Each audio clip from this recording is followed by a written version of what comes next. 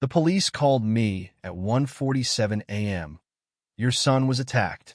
I found him bleeding in a hospital bed, barely able to speak. He grabbed my hand and whispered, Dad. I found Mom meeting her lover. They had hired a man to make your death look like an accident. I tried to stop them, but he caught me. I stayed until my son was stable. Then my military training kicked in. Nobody hurts my son and lives to tell about it. But before I begin, please like and subscribe to the channel. And we'd love to hear which part of the world are you joining us from. Let us know. Now let's dive into today's story. The phone rang at 1:47 in the morning. Bennett Hayes had been asleep for less than 3 hours. He was on his side, facing the window, one arm folded under the pillow the way he had slept for 30 years. The room was cold. The heater in the old house on Rockwell Lane had a habit of shutting off around midnight, and he had never bothered to fix it. He liked the cold. Cold kept a man honest. The screen lit the ceiling before the sound reached him. Cedar Falls Police Department. He was awake in one motion. Not startled. Awake.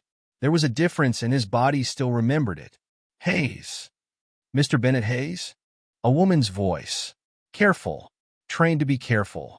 Yes. Sir, this is Officer Delgado with Cedar Falls PD. Your son Trevor has been transported to St. Vincent Medical Center. He was assaulted this evening. Bennett's feet were already on the floor. How bad? He's conscious. That's all I can tell you over the phone. Where was he found? The lot behind Halloran's, off Route 9. A dishwasher taking out trash found him. Bennett was pulling jeans over his legs with the phone wedged against his shoulder. His hands were steady. He noticed that, distantly the way you notice weather. Was he robbed? Sir, was his wallet on him? A pause. Small. But there. His wallet was on him. And his phone. Thank you, Bennett said, and hung up. He stood in the dark for exactly 2 seconds. A beating in a parking lot with the wallet still in the pocket was not a robbery. It was a message. Somebody had wanted something from his son that was not money. He grabbed his keys off the hook by the door. Marissa's side of the bed had not been slept in. He registered that too, and set it aside, the way you set aside a round you have not chambered yet. The truck started on the first turn. The streets of Cedar Falls were empty and shining from an early rain. Traffic lights blinked yellow over nothing. He did not turn on the radio. 22 years in the Army had taught Bennett Hayes exactly one useful thing about fear, and it was this. Fear is only information. It tells you where the danger is. It does not tell you what to do. If you let it start talking, it will keep talking, and then you are a man in a truck at 2 in the morning shaking so hard he cannot hold the wheel. So he did what he had always done. He gave the fear a job. Assess. Confirm. Then decide. But somewhere between the 4th traffic light and the hospital exit, a thought slipped past the guard. This is not a mission. This is my son. His jaw tightened. He drove faster. The emergency entrance at St. Vincent glowed a hard, sterile white. Inside, the air smelled like antiseptic and burnt coffee. A television, bolted near the ceiling, played a muted infomercial to nobody. Trevor Hayes, Bennett said at the desk. 19. Brought in tonight. The nurse checked her screen, then looked up at him, and something in her face changed. He had seen that look before, on medics in field hospitals. It was the look people gave you right before they walked you somewhere. Come with me, sir. Curtain Bay 4. Bennett had prepared himself on the drive. He had built the image in his head, so the real one could not knock him over. It was not enough. Trevor's face was swollen so badly that the shape of him was wrong. His left eye had disappeared into a purple ridge. There were 11 stitches above his eyebrow, black and neat as machine work. A tube ran into the back of his hand. Under the thin gown, his ribs were wrapped, and every breath came in shallow, careful sips, as though he were rationing air. His son's hands were scraped raw across the knuckles. Bennett noticed that last part, and something in his chest went very quiet. He fought back. 19 years old, and he fought back.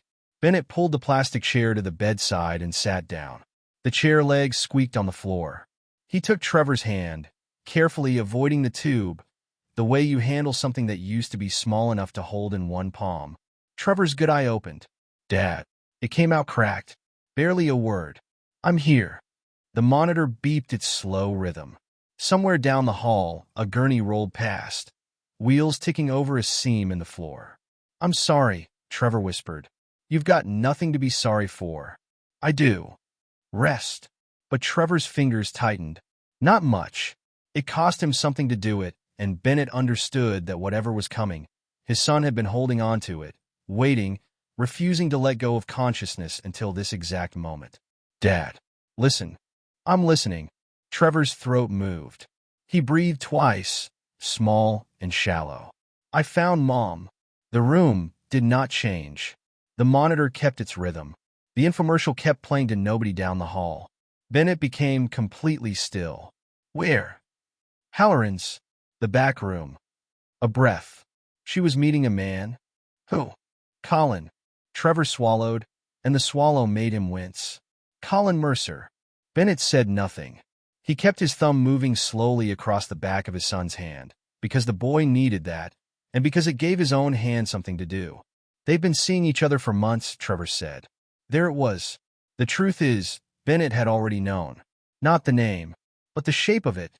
A man learns the weather in his own house. He had known it in the way Marissa had started charging her phone in the kitchen instead of the nightstand. In the way she had begun saying we as though it did not include him. In the way she had stopped asking about his day, and then worse, started asking again, too brightly, too often, like a woman practicing lines. So he was calm. He noted that with a kind of grim curiosity. Your wife has a man, and you are calm. Okay, Bennett said quietly. We'll deal with that. But Trevor was not finished. The boy's good eye moved, found his father's face and held it. And in that look Bennett saw something that finally reached him, something that got past 22 years of training and every wall he had ever built. His son was afraid for him. Dad, Trevor said. They weren't just talking about the affair. Bennett leaned closer. The chair creaked. They were talking about you. Outside the curtain, someone laughed at the nurse's station. A vending machine dropped a can with a hollow clank. Bennett Hayes did not move. And inside him, silently, without ceremony, a door that had been open for 23 years swung shut and locked. Take your time, Bennett said. Start at the beginning.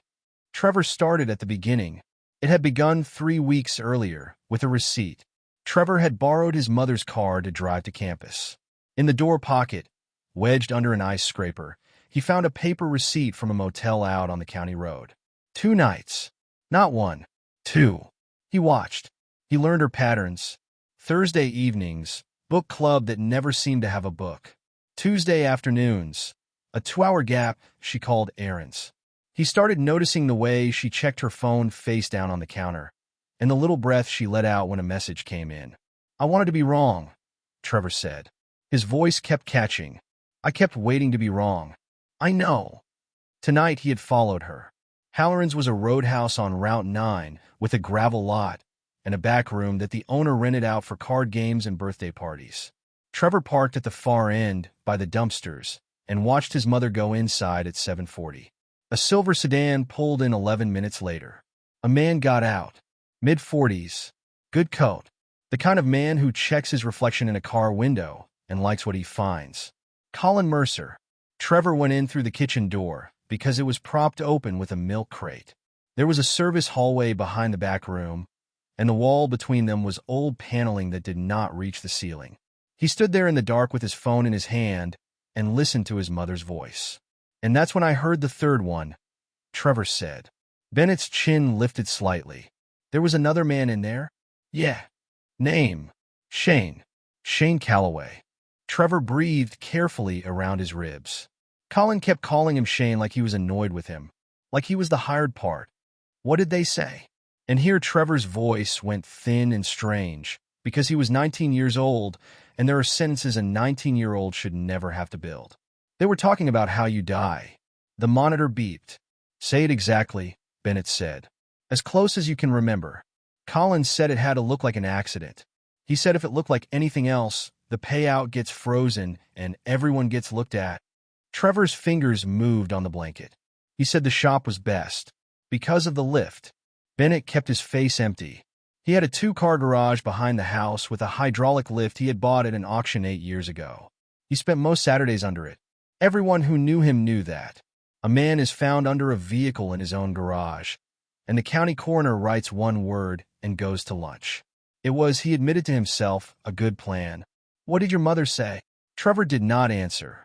Trevor, she said. His voice broke, and he had to start again. She said, not on a Sunday. Because Sundays we eat dinner together. The words went in somewhere very deep and stayed there. Bennett said nothing for a long moment. Then evenly, go on. Trevor had pressed record. He had held the phone up against the paneling with both hands, and he had been shaking so badly that he had to brace his wrists. And then a door opened at the end of the service hallway. He came out for a smoke, Trevor said. Shane. He came around the corner, and he saw the light from my screen. Did he say anything? He said, hey. That's all. That's all. Trevor had run. Out through the kitchen, into the gravel lot. He was fast. He had run cross-country at Cedar Falls High for 4 years, and he was faster than any man in his 40s had a right to expect. He was not faster than a car. He clipped me by the dumpsters, Trevor said. Not hard. Just enough to put me down. After that it had been fists and boots. Trevor remembered the gravel against his cheek. He remembered a knee on his back, and hands going through his pockets, and a voice above him breathing hard and saying, Where is it? Where is it? He took the phone? He took the phone. Then he threw it. Trevor's mouth moved into something that was almost a smile and clearly hurt. He didn't check if it was mine. Bennett went very still. What do you mean? I've got my old one. The cracked one. I keep it in the glove box for music. Trevor's good eye found his father. That's the one he took off me. For the first time that night, something moved in Bennett Hayes' chest that was not rage. Where's the real one? Left front tire. Inside the wheel well of my car. A shallow breath. I put it there before I went in. In case. In case. His son had walked into that building already planning for the worst thing. Bennett looked at the boy in the bed, at the stitches, the wrapped ribs, the raw knuckles, and understood something with total clarity. Trevor had not gone there to catch his mother. He had gone there to protect his father. Trevor. Yeah, you did everything right. Trevor's face crumpled then, all at once, the way it had when he was 6 and finally allowed himself to cry after the stitches were already in. He turned his head into the pillow. His shoulders shook and the movement clearly cost him, and Bennett stood and put one hand flat on his son's chest and held it there until the shaking stopped. Then he sat back down. One more question. Trevor wiped his face with the back of his wrist. Okay. Did your mother know you were there? The silence stretched. I don't know, Trevor said. I didn't see her come out. Bennett turned and looked toward the window. Beyond the glass, the parking lot lights burned orange in the wet dark, and far off, the first gray line of morning was thinking about the horizon. His wife had betrayed him. 23 years, and she had sat in a back room off Route 9 and discussed the mechanics of his death with 2 men and worried about the timing of Sunday dinner. That was not what made him furious. What made him furious was simpler. Their son had gone into that building because of her. He had been beaten unconscious on gravel because of her. Whatever she had known or not known in the moment, she had built the room. She had lit the fuse and then acted surprised at the fire. But not this. Not through his son. Everything changed in that hospital room, and it changed quietly, with no witness at all. She came at 10 minutes past 5. Bennett heard her before he saw her. The fast rhythm of a woman moving down a corridor, a raised voice at the nurse's station, the word son used twice. He stood up from the chair and stepped back from the bed. Not far, just enough to have the whole room in front of him. The curtain flew open. Marissa Hayes was 48 years old and had always been a beautiful woman in a way that required maintenance, and tonight the maintenance had failed. Her hair was pinned up wrong. She had put on mascara and then cried through it. She wore a gray coat over what he recognized as her good blouse. Her good blouse. At 5 in the morning. My baby, she said. She went straight to the bed. She took Trevor's face in both hands, careful of the stitches, and pressed her forehead to his, and she wept. And Bennett watched, and he could not tell if it was real. That was the part he would think about later, in the quiet hours. Not the plan, not the money. The fact that after 23 years he stood 4 feet from his wife and genuinely could not tell. Who did this? She said into Trevor's hair. Who would do this to you? The heart monitor kept its steady count. "Ma," Trevor said, "you're hurting my ribs." She let go instantly. "Sorry. Sorry, baby." She straightened, wiped under her eyes with a knuckle, and turned around. And for 1 second, before she arranged her face, Bennett saw the thing underneath it. She was scanning him. "Bennett." She came toward him and put her hands on his forearms. Her fingers were cold. "God, when they called me I couldn't even, they called you?" A half-beat. So small that a man who had not spent 2 decades reading half-beats would have missed it entirely. The hospital did. My phone was in my bag. I didn't hear it until... She shook her head. "It doesn't matter." "No," Bennett agreed. "It doesn't." And then she asked it. "Did he tell you anything?"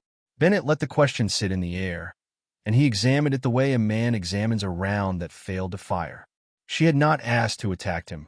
She had not asked what the doctors said, whether the ribs were broken or bruised, whether there was bleeding on the brain, whether her only child was going to be all right. She had asked what he had said. In that moment, Bennett stopped hoping. It was not dramatic. Hope simply ended, the way a light goes out in a room you have already left. He gave her the answer she needed. He was barely conscious. Bennett rubbed the back of his neck, letting his shoulders drop, letting the exhaustion show. He said something about a parking lot. Then he was out. And there it was. The tension came out of her spine in a single soft release. Her shoulders lowered half an inch. She breathed out through her mouth. Someone who loved her would have called it relief that her son had been spared the memory. Bennett knew exactly what it was. "That's good," she said. It's terrible. But maybe it's better he doesn't remember. Maybe." She looked up at him with wet eyes. "You must be exhausted. You've been here for hours." "I'm fine." "Bennett." She squeezed his arms. "Talk to me. You've got that face." "What face?" "The one where you're already 3 moves ahead, and you're not going to tell me about any of them." It was, he thought, the single most honest thing she had said to him in a year. "I'm tired, Marissa." She nodded and let go of him, and went back to the bed to fuss with the blanket. She smoothed it twice over Trevor's legs, tucking the corner the way she used to when the boy was small and afraid of the dark. Bennett watched his wife tuck in the son she had helped put in that bed, and he felt the last piece of the old life fall away. Then something happened that he had not planned for. Trevor was awake. The boy's good eye was open, and it was fixed on his father, and it was asking a question. "Do I say it? Right now? Do I tell her I heard everything?" It would have been the human thing, to confront her here, over the hospital bed, with the truth still fresh and hot. To say the names. Colin. Shane. To watch her face fall apart and demand to know how she could have sat in that room. It would have felt good for about 11 seconds. And then she would have called Colin from the parking lot, and every message on her phone would have vanished, and 2 men would have gotten very careful. And the only proof in the world would have been the shaky recording of a 19-year-old boy who had trespassed to make it. Bennett held his son's gaze and gave him the smallest shake of his head. "Not yet." Trevor closed his eye. The Army had taught Bennett Hayes a great many things he had never wanted to use again in civilian life. But one lesson had survived every year since. And it came back to him now with perfect clarity, standing in a curtained bay at St. Vincent with the smell of antiseptic in his throat. Anger makes people careless. Patience makes them reveal themselves. "You should go home and change," Bennett said. "I'll stay with him." Marissa hesitated. "Are you sure?" "I'm sure." She came and kissed him. Her lips were cold and tasted of salt, and she held the side of his face for a second longer than she needed to. "We'll get through this," she said. "We always do." "Yes," Bennett said. "We will." He watched her walk down the corridor and out through the double doors into the gray morning. Then he sat back down beside his son and made his decision. He would not confront her. He would not shout, or throw her out of the house, or file for divorce, or walk into the Cedar Falls Police Department with a shaky phone recording in a story that sounded exactly like a bitter husband's revenge. He would smile at breakfast. He would fix the porch step she had asked about. He would sit through Sunday dinner. He would be the dullest, calmest, most oblivious man in Cedar Falls. And while he was being that man, he would learn everything. Every message, every meeting, every dollar, every lie. And when he knew all of it, he would decide what these people had earned. Outside, the sun came up over the parking lot. Bennett Hayes did not sleep. The recording was 41 minutes long. Bennett listened to it for the first time in his truck in the hospital parking garage, with the windows up and the engine off and the phone held against his ear. The audio was poor. There was a jukebox somewhere and the hum of a walk-in cooler. But the voices came through, and one of them was his wife's, and she was saying words about him in the same tone she used to discuss a kitchen remodel. He listened to all 41 minutes. Then he listened again. The third time he took notes. That was the shape of the next 11 days. Bennett went to work at the county maintenance depot at 7. He came home at 4. He grilled peppers and onions on Wednesday because Marissa liked them. He replaced the porch step. He drove Trevor to 2 follow-up appointments and 1 physical therapy consult, and he sat in waiting rooms reading the same paragraph of a magazine over and over. And underneath all of it, he worked. He started with the tablet. Marissa had an old tablet she never used anymore, dead in a kitchen drawer under the takeout menus. She had forgotten it was there. It was still signed into the account she shared with her phone, and it had been quietly collecting 3 years of messages every time she walked through her own kitchen. Bennett charged it in the garage, sitting on an overturned bucket under a work light, and read his marriage backwards. It had started 14 months ago. Colin Mercer sold commercial insurance out of an office park 2 towns over. They had met at a fundraiser for the high school athletic program, the one Marissa had helped organize, the one Bennett had skipped because he had a shift. The early messages were small and stupid and almost sweet. Then they were not. Then, around month 5, they changed again, and the change was the thing that mattered. They started talking about money. Marissa had told Colin that her husband carried substantial life insurance. She had used a number. The number was wrong, but she believed it, and she had said it with the confidence of a woman reading off a document. She had told him Trevor would be gone in a year or 2 anyway. Off to school, off to a job, off into his own life, and that after that there would be nothing holding anything together. Bennett read that message 4 times. Gone in a year or 2 anyway. She had told Colin she was trapped. She had told him that Bennett was cold, that he had come back from his last deployment and never fully come home, that living with him was like living with a locked room. That one, Bennett sat with for a while, because it was not entirely a lie. He remembered the first year after he separated from service, the way he had woken at 0430 with nowhere to be, the way he had reorganized the garage 6 times, the way Marissa had asked him, once, gently, what he was thinking about, and he had said nothing, and it had been true, and she had gone quiet for the rest of the evening. He had not been an easy man to be married to. He knew that. A hard marriage is a reason to leave. It is not a reason to put a man under a hydraulic lift. He kept reading. By month 9, Colin was the one pushing. Bennett could see it clearly, the way you can see the current under still water. Colin asked about the policy. Colin asked who the beneficiary was. Colin asked whether there was a second policy through the county. Colin talked about a place on the coast, and used the word we until the word did all the work for him. And Marissa, this was the part Bennett would carry. Marissa had not said no. She had never once said no. She had said things like it's complicated, and I couldn't, and don't talk like that, which are not refusals. They are negotiations. Then, 7 weeks ago, a third name appeared. Shane Calloway. Colin called him a guy who handles things.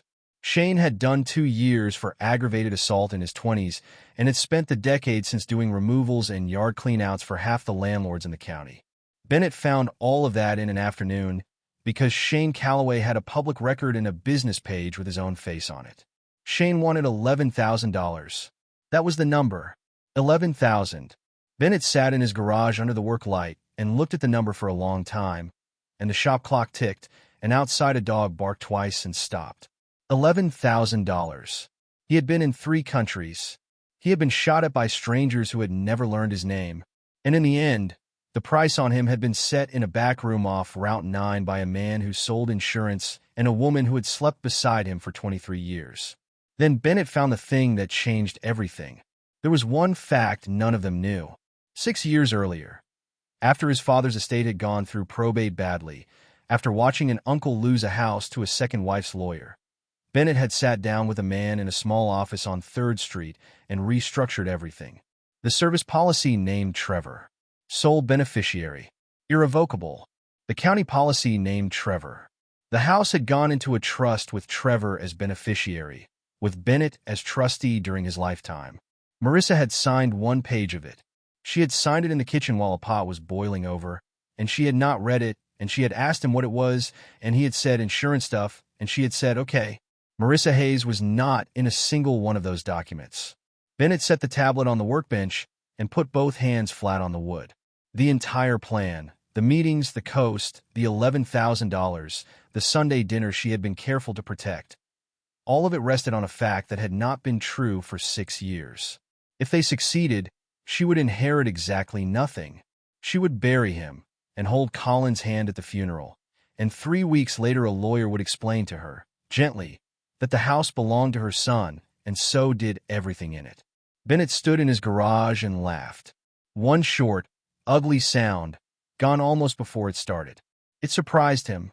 He had not laughed in 11 days.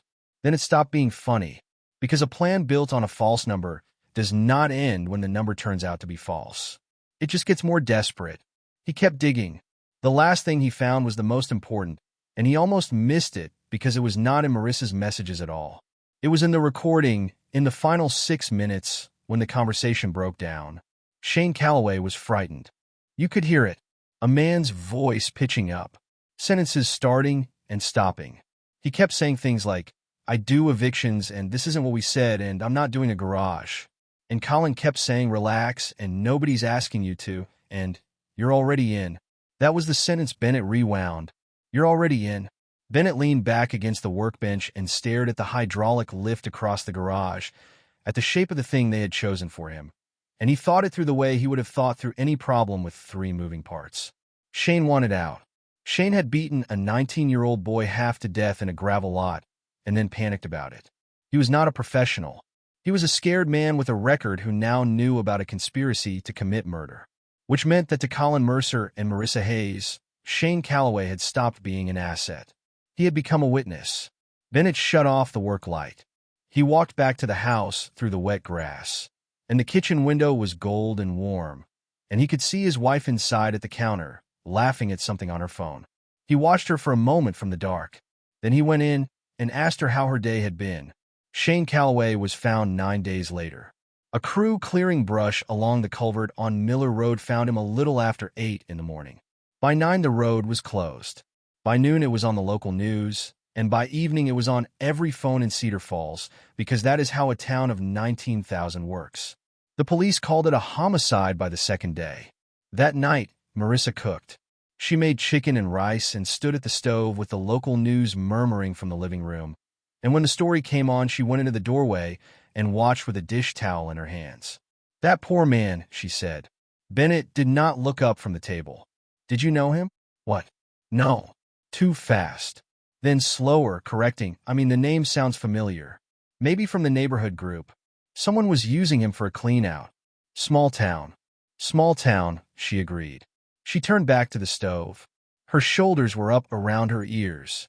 She stirred the rice for a long time, longer than rice needs, and she did not put the dish towel down for the rest of the evening. Bennett watched all of it and said nothing at all.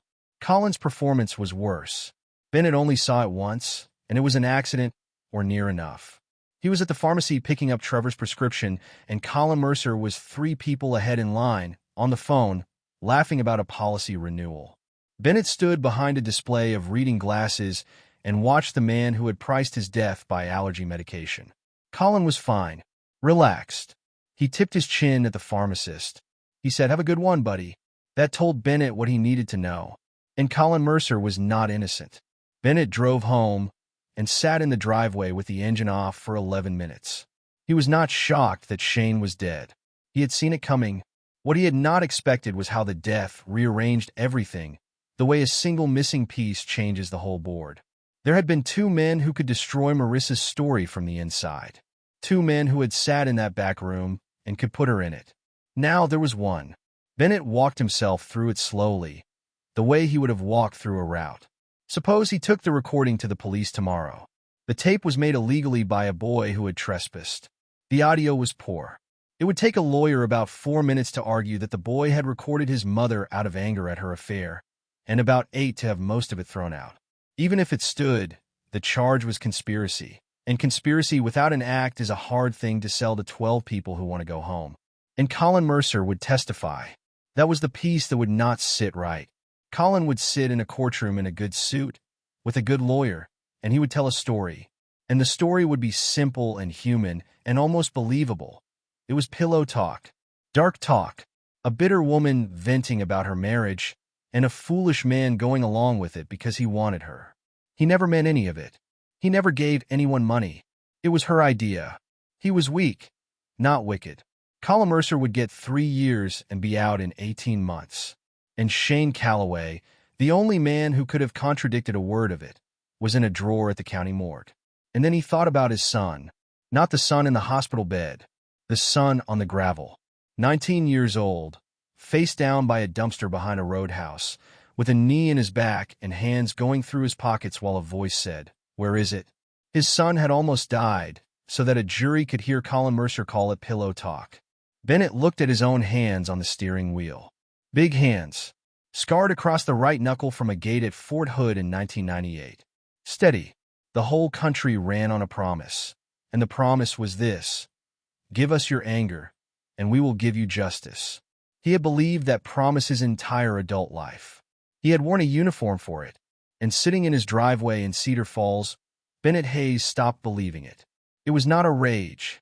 That was what he would remember later, and what he would never be able to explain to anyone. There was no heat in it. It was cold, and it was quiet, and it felt exactly like the moment before you step off a ledge you have already decided to step off. He knew, precisely, what it would cost him. He would never be able to tell his son. He would never be able to be forgiven, because he would never be able to confess. He would carry it every day until he died, and the carrying would not get lighter because that is not how weight works. He made the decision anyway. Bennett got out of the truck, walked into the house, and asked Trevor if he wanted to eat at the table or in his room. "Table," Trevor said. "I'm sick of my room." "Good." They ate together. Marissa talked about a woman from work. Trevor laughed once and grabbed his ribs and said ow, and Marissa reached over and put her hand on his hair. Bennett passed the rice and watched his family and knew that he was already gone. He waited 8 more days. Then, on a Thursday evening, Bennett Hayes parked outside the office park where Colin Mercer sold commercial insurance and waited for the last car in the lot to be the silver sedan. It was nearly 7 when Colin came out. Bennett stepped away from the truck. Colin Mercer. The man turned. He had his keys in one hand and a laptop bag over his shoulder, and Bennett watched recognition arrive on his face in 3 distinct stages. Confusion, then placement, then a fear so complete that the man's shoulders dropped 2 inches. Who are you?" "You know who I am." The parking lot was empty. A sodium lamp buzzed overhead. Colin's throat worked. "Look, Mr. Hayes, there it is. I don't want any trouble." "I'm not here for trouble," Bennett said. "I'm here for the truth, and I already have most of it. So think carefully before you spend one of your lies on me." Colin looked at the door of the building behind him, then at the empty lot, then, finally, at Bennett. "It wasn't like you think. Tell me what it was like." He stopped, restarted, and the words came out fast, the way they do when a man has rehearsed them alone in his car. "Marissa said you were going to leave her with nothing. She said you'd been planning it for years. She said you had it all locked up somewhere, and she'd walk out of a 23-year marriage with a car and a suitcase. And you believed her. Why wouldn't I?" Bennett looked at him steadily. "So you decided to kill me." Colin flinched at the word. It was the first honest thing he had done. "That's not. Say something true." The man's face came apart slowly. He set the laptop bag on the ground, as though it had become too heavy, and he looked at the pavement. "She promised me we'd start over," he said quietly. "Somewhere else. She talked about it every week. I'm 46 years old, and I sell liability policies to trucking companies, and she made it sound like there was a whole other life waiting, and I just had to what?" Colin did not answer. "You put a number on me," Bennett said. $11,000. Colin's head came up. His eyes went wide, and Bennett watched the last of the man's composure fall away, because there was no innocent way for a husband to know that number. "How do you, my son?" The word landed. Colin closed his eyes. "That wasn't supposed to happen," he said. "No.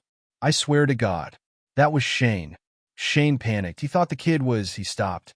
"I never meant for him to get hurt." Bennett stepped closer. He was lying in a hospital bed, Bennett said. 19 years old. 11 stitches over his eye. He couldn't breathe without help for 2 days. And the first thing he did when he woke up was warn me. I'm sorry. You're not. I am. No, Bennett said. You're afraid. Those are different, and you've never had to learn the difference before. Colin had nothing to say to that. What do you want? Colin said finally. Money? I don't have much, but I don't want your money. Then what?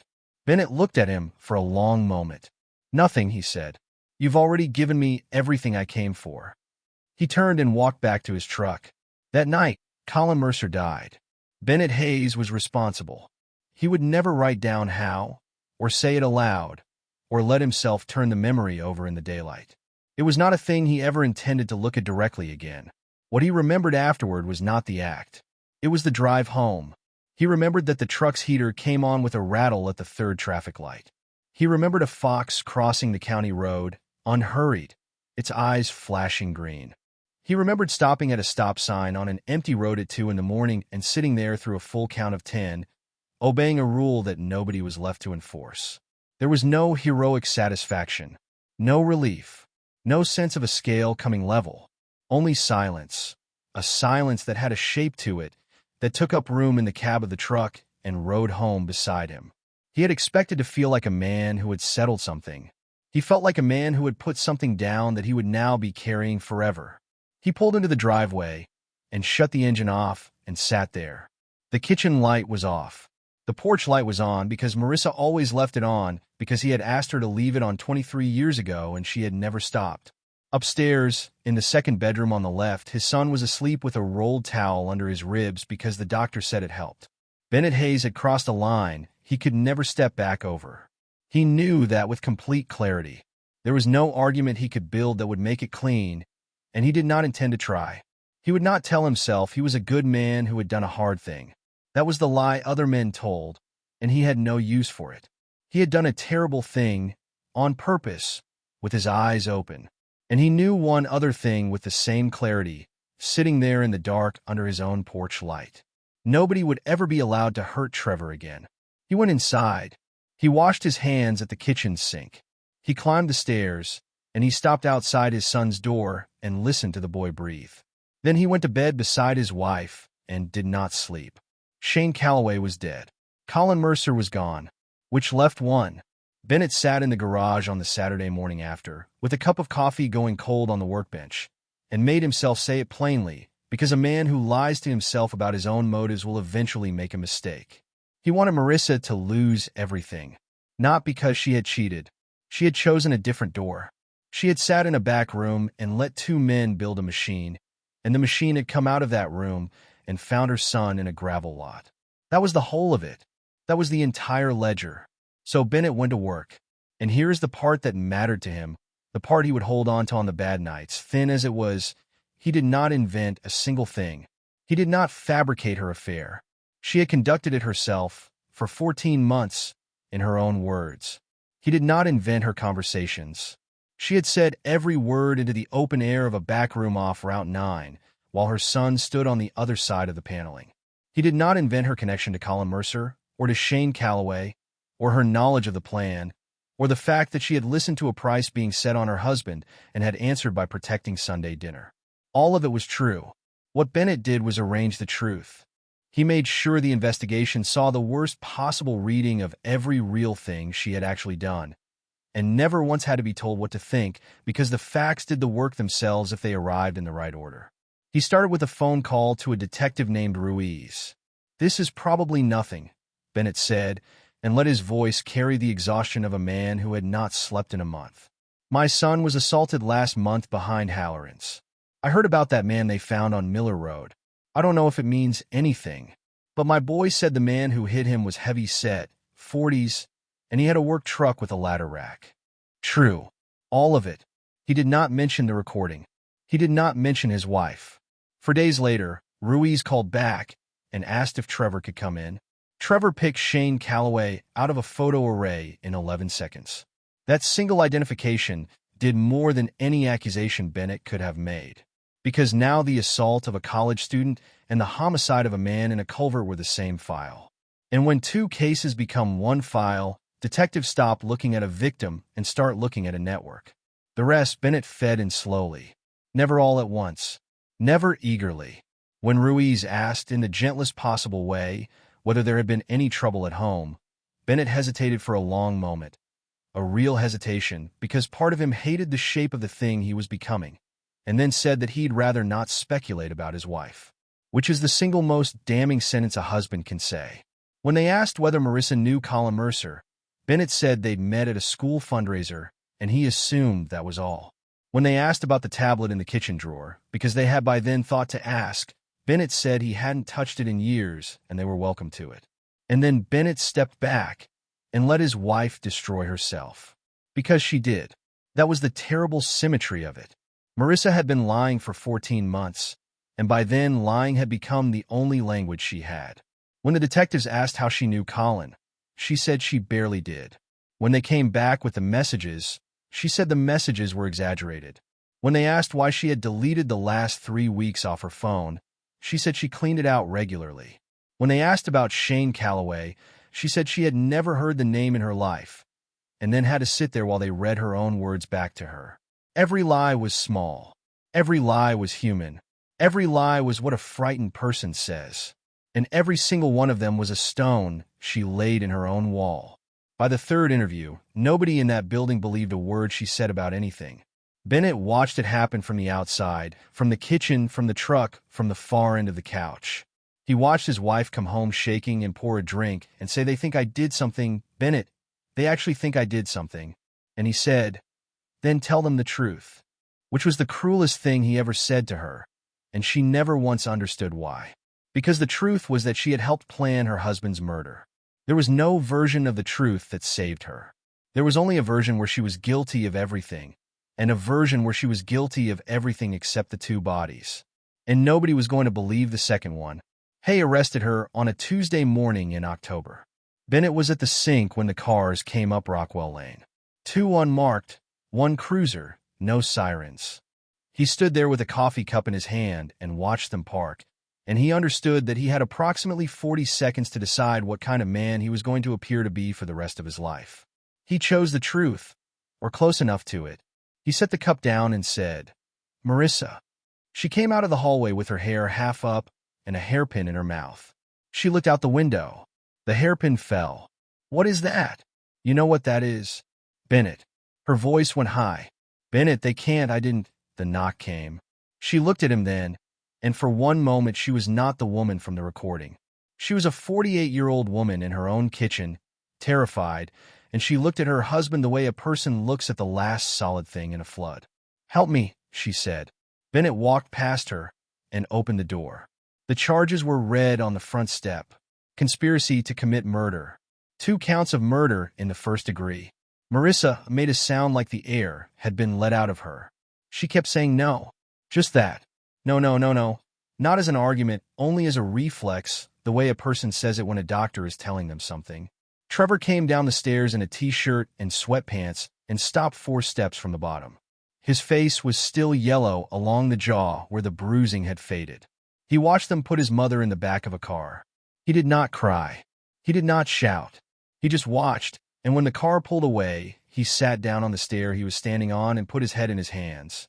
Bennett sat down beside him and did not say anything for a very long time. What the investigators had by then was this. They had 14 months of communications between Marissa Hayes and Colin Mercer, recovered off a tablet in a kitchen drawer that she had forgotten existed. Not fragments. All of it, in her own voice, with her own name attached. They had her discussing her husband's life insurance in detail, including a figure. They had a 19-year-old victim of an assault who had identified Shane Calloway as his attacker and who had been attacked, by his own account, while overhearing a conversation about killing his father. And then they had 2 dead men. That was the part that finished her. Because the detective sat in a room with a whiteboard and asked the only question that mattered. And it was not a complicated question. Both men had known she conspired to have her husband killed. Both men could have testified to it. Both men were now dead, within weeks of each other, in a town where the last homicide had been 6 years ago. Who benefits if they both disappear? There was exactly one name on the board that connected to both of them. Bennett watched the news from the kitchen with the sound low. He watched a reporter stand at the end of his own street. He watched a photograph of his wife, a good photograph, from the athletic fundraiser, laughing, appear beside the words double homicide. He knew the truth. Marissa had not killed either man. She had never held a weapon. She had never driven to Miller Road. Whatever she was guilty of, and she was guilty of a great deal, she had not done the two things she was about to be tried for.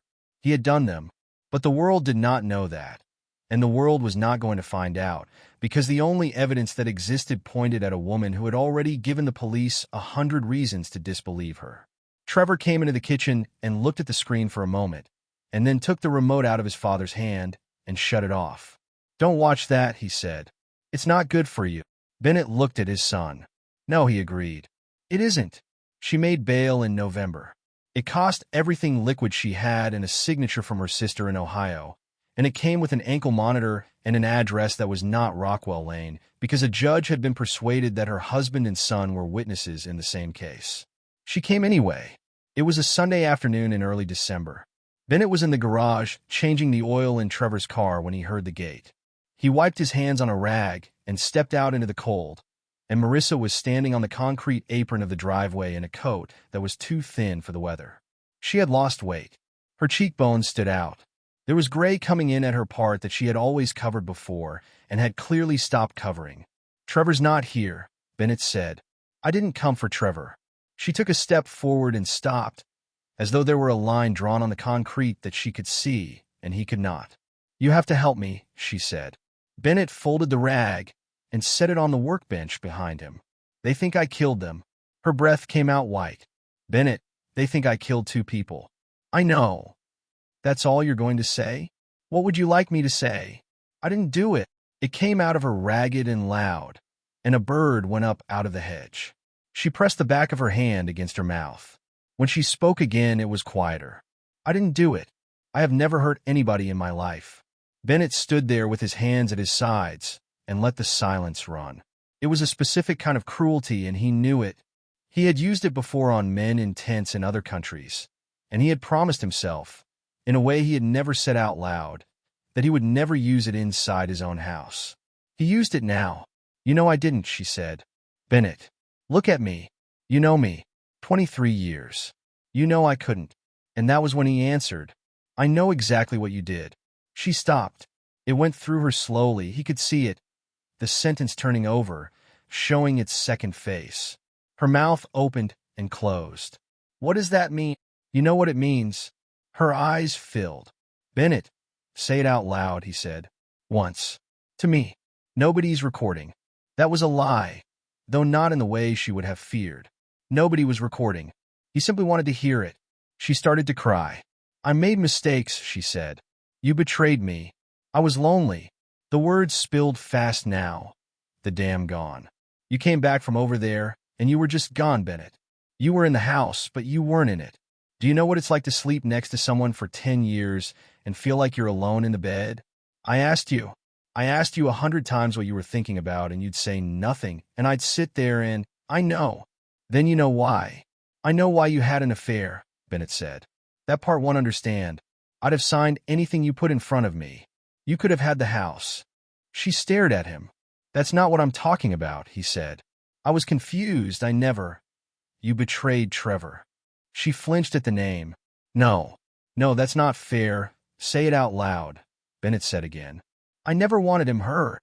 She was shouting now, and her whole face had come apart. "I love that boy more than anything in this world. I didn't know he was there. I swear to God on my life I did not know he was in that building. I believe you." That stopped her cold. "You do?"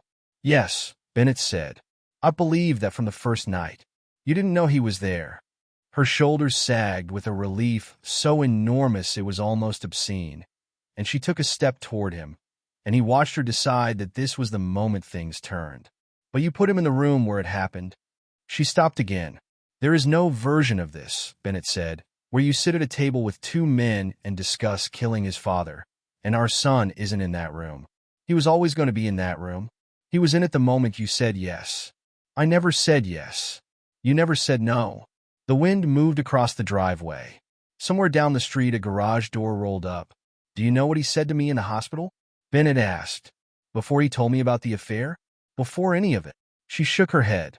"He said, 'I'm sorry.'" Marissa closed her eyes. 19 years old. 11 stitches. 3 cracked ribs. And the first thing out of his mouth was an apology, because he thought he'd done something wrong by finding out. Bennett's voice never rose. "That was what made it terrible. That's what you made. Not the affair. That." "Please," she whispered. He shook his head. "You made your choices," he said. "Every single one of them. Nobody made them for you." She stood in the driveway of the house she had lived in for 2 decades and looked at her husband, and Bennett watched the last of it drain out of her. "Are you saying you won't help me?" she said. "No." He let the words sit for a moment. "I'm saying I won't save you." She made a small sound. Then she turned and walked back to her sister's car, and she did not look back, and Bennett stood in the cold until the taillights turned at the end of Rockwell Lane. Then he went back into the garage and finished the oil change. He did the job properly. He torqued the plug to spec. He wrote the mileage on a strip of tape and stuck it to the inside of the door frame, the way he always did, the way his own father had taught him. His hands did not shake at all. That was the part that frightened him. The trial began in March and ran for 5 weeks, and for those 5 weeks Cedar Falls talked about nothing else. The courthouse was a red brick building on the square, with a broken clock in the tower. The prosecutor was a lean, unhurried woman named Diane Okafor, who had tried 11 homicides and lost 2. She did not raise her voice once in 5 weeks. Marissa's attorney was Victoria Palmer, out of the state capitol, and she was good. Bennett recognized that within the first hour. She was the kind of lawyer who did not pretend her client was a saint, because pretending would have insulted the jury. She conceded the affair on the first day. She conceded the messages. She conceded, and this took real nerve, that her client had participated in conversations about harming her husband, and that those conversations were disgusting, and that Marissa Hayes was going to have to answer for them for the rest of her life. And then she stood in front of 12 people and said the thing that was actually true. There is no evidence, none, that this woman killed anyone. There is no weapon. There is no witness. There is no fingerprint, no fiber, no phone at either location, no time she cannot account for. The state has proved that my client is a liar and an adulteress who sat in a room where terrible things were said. That is what they have proved. They have not proved murder, and they know it. Bennett, sitting in the third row, thought it was the finest closing argument he would ever hear. It did not work. It did not work because of the order in which the jury heard things, and Bennett had understood that order from the beginning. They heard about Trevor first. The state called him on the 4th day. He walked to the stand with a slight hitch in his gait that would take another year to go away, and he sat down, and Diane Okafor asked him to tell the jury what happened on the night of the 12th. Trevor told it plainly. The receipt, the 3 weeks of watching, the gravel lot, the service hallway, his mother's voice through the paneling.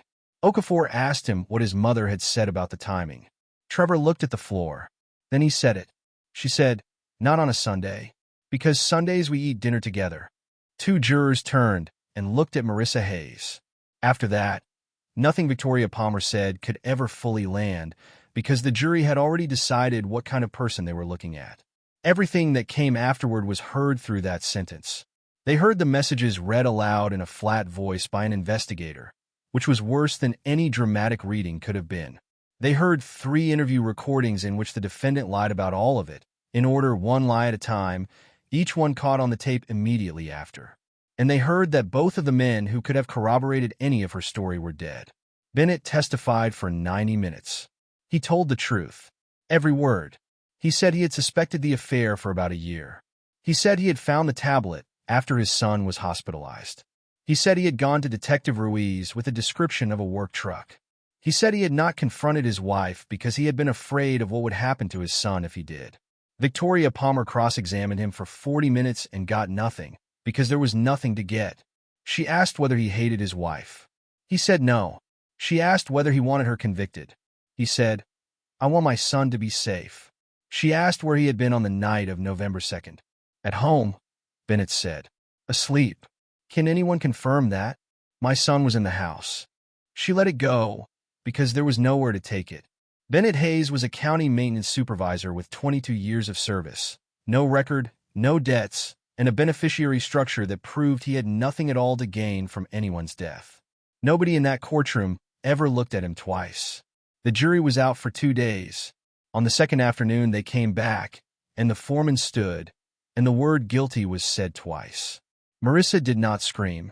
She put one hand flat on the table in front of her, the way a person does on a boat. Sentencing came 6 weeks later. Life, with the possibility of parole after 30 years. Bennett watched without expression. Trevor sat beside him. At the word 30, the boy's hand closed on his father's forearm and stayed there, and Bennett put his own hand over it and did not move. They stood her up to take her out, and on the way past, Marissa Hayes turned her head and looked directly at her husband. It lasted 1 second, maybe less. There was no hatred in it. That was the strange part.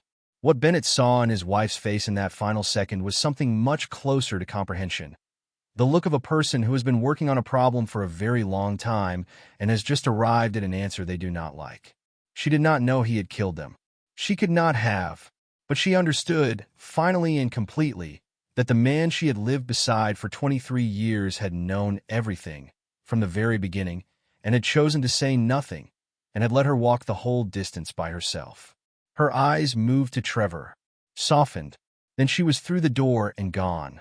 Outside, on the courthouse steps, a reporter pushed a microphone toward Bennett and asked how it felt.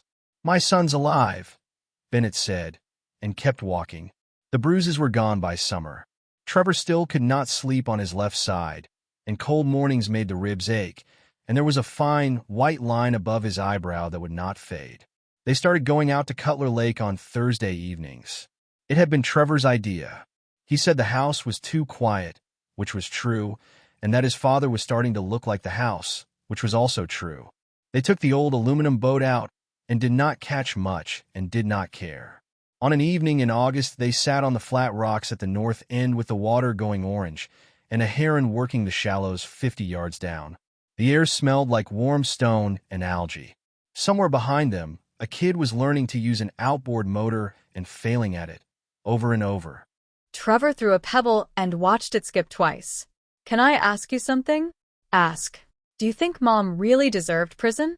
Bennett looked out across the water. He had known this question was coming for 8 months.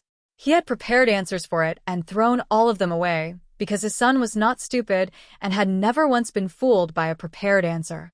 "She made choices," he said. "Yeah, but she didn't kill them." The heron shifted one leg. The kid's outboard caught, ran for 3 seconds, and died again.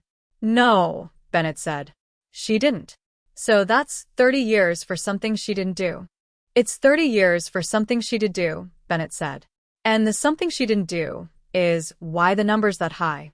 That's how it works, Trevor. It's not clean. It's never clean. Does that seem right to you?" Bennett did not answer. It was the honest response, which was also the dangerous one. He could feel his son turning it over beside him. "Dad." "What?" "Look at me." Bennett turned his head. Trevor was 20 now.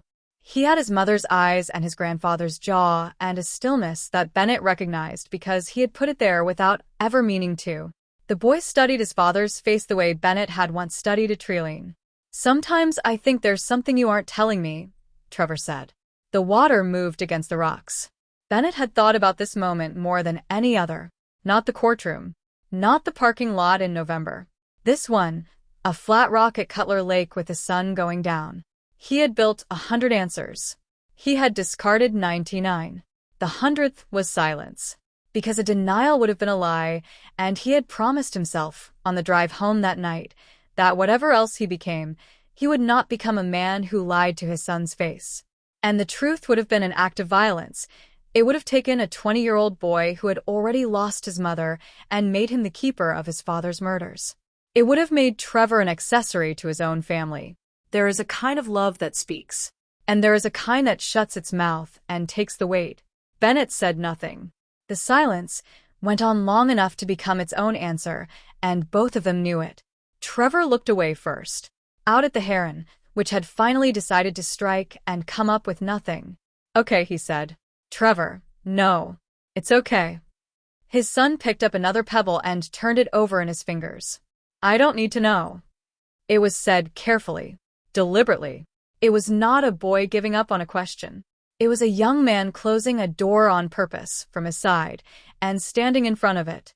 Something moved in Bennett's chest that he had not felt in over a year, a thing very close to grief and very close to pride, and impossible to separate into its parts. He had spent 12 months thinking he was protecting a child.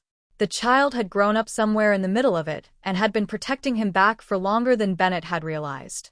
His expression softened. Barely. Anyone else would have missed it. Trevor did not miss it. You want to fish or you want to sit here being weird? He said. Fish. Then hand me the bag.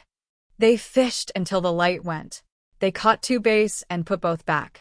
On the drive home, Trevor fell asleep against the window the way he had when he was 7, and Bennett drove 10 miles under the limit the whole way, for no reason he could have explained. The years went by the way years do. Marissa Hayes served her sentence at the women's facility 90 minutes north. She filed one appeal, which failed. She wrote letters for the first 2 years, to Bennett and to Trevor, and then only to Trevor. Bennett never visited. He never called. He never wrote. He never sent a birthday card or a Christmas card, never put money on her account, never sent word through her sister in Ohio. It was not a performance of cruelty. He did not enjoy it. He simply understood, with total clarity, that there was nothing he could give her that would not be a lie, and that a woman who had already lost 30 years to a lie did not need one more. So she spent her time believing that her husband had abandoned her, that he had gone cold, the way he always went cold, and had chosen his son and closed a door. That was a story that made sense. It was almost the truth. It was close enough that she never went looking for the rest. She never received an explanation. She never would. Bennett rebuilt what was left. It took years, and most of it happened in a garage. They started with an old motorcycle Trevor found in a barn sale out on the county road. A wreck, seized solid, more rust than steel. They spent 11 months on it. They learned as they went, badly, expensively, arguing over torque specs and looking things up on a phone propped against a coffee can. It ran on a Saturday in April, and Trevor hooped like a kid, and Bennett stood in the driveway with grease to his elbows and laughed out loud for the second time in 5 years. After that, there was always a bike in the garage. They fished Cutler Lake in the spring and the fall. They ate dinner together every Sunday at the same table, and if that particular day carried something for both of them, neither ever said so. Trevor finished school. He got a job at a machine shop in the next county, and then a better one, and eventually a woman named Priya started coming to Sunday dinners, and then she came every week, and then there was a small wedding at the lake with 40 people and a rented tent. So the life was good. That was the strangest part, and Bennett never got used to it. The life he had bought was genuinely, undeniably good. He had protected his son, and he carried the truth completely alone. He had killed 2 men. Not in a uniform, not under orders, not with a flag on his shoulder and a country behind him. He had decided, by himself, in a driveway in Cedar Falls, that 2 men had forfeited their lives, and then he had made it so. And he had stood in a courtroom and watched a woman be sentenced to 30 years for those 2 killings. She was not innocent. He never once told himself she was. She had conspired to have him murdered, and she deserved a cell for it. But she had not done the thing they convicted her of, and Bennett had known it every day of that trial, and had sat in the 3rd row with his hands folded and let it happen. There was nothing noble in any of it. He never allowed himself the comfort of thinking otherwise. That was his own private discipline, the only one he had left. Other men in his position would have built themselves a story, justice, protection, a father's right. Bennett refused the story. He had looked at the ledger honestly, and he had made a trade with his eyes open. He had decided that his son's life mattered more than his own innocence, and he would have made the same trade again. Every time, without hesitation. That was not forgiveness, and it was not peace. It was just the truth, and he lived inside it. One evening in October, years on, they were out at the lake again. Trevor was 31. There was a baby at home now, a girl 4 months old, with a grip like a wrench. The light was going. The water was still. Trevor was quiet for a long time. Then he said, "Dad, if you could go back to that night." Would you do anything differently? He did not say which night. He did not have to. Bennett looked out at the lake. A fish rose somewhere out past the drop-off and left a ring that widened and finally flattened out into nothing. He thought about a phone ringing at 1:47 in the morning. He thought about a curtain in Bay 4 and a boy with 11 stitches, saying I'm sorry. He thought about a stop sign on an empty road and a full count of 10. He gave the only answer he had. I would protect you. Trevor nodded slowly. That wasn't what I asked. Bennett turned and looked at his son. The man beside him had a wife and a daughter and a line above his eyebrow that never faded, and he was looking back with absolute steadiness. I know, Bennett said. Neither of them spoke again. The sun went down behind the trees on the far shore, and the water went from orange to gray to black. A loon called somewhere out in the middle and did not call again. They sat there in the cold until it was full dark, and then they packed up the rods and walked back to the truck together. Bennett Hayes had won the war he thought mattered most. His son was alive. His son had a family. His son slept safely in a house 11 minutes away and would never, for as long as Bennett drew breath, be in a room where anyone discussed him as a problem to be solved. His wife was gone. The men who had planned against him were dead and buried, and mostly forgotten by a town that had moved on to newer things. But every night, when the house on Rockwell Lane went quiet and the heater shut off around midnight the way it always had, Bennett lay in the dark and came back to the same truth. He had survived the war outside his home. The war inside him would never end.